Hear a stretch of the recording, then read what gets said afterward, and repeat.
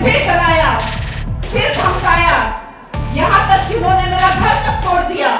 आज मैं ये सब पप्पुओं को चुनौती देती हूँ कि ये तुम्हारे बाप दादाओं की रियासत नहीं है जो तुम मुझे डरा के धमका के यहाँ से बाहर भेज दोगे।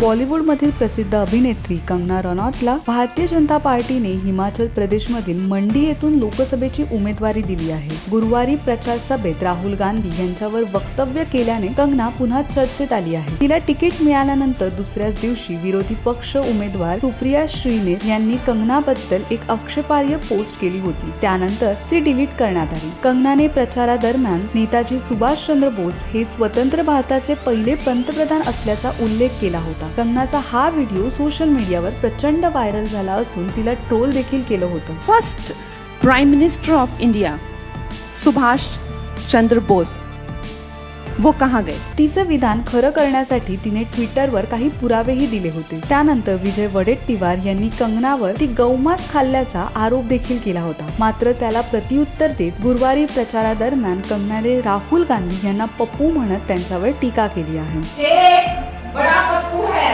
दिल्ली में।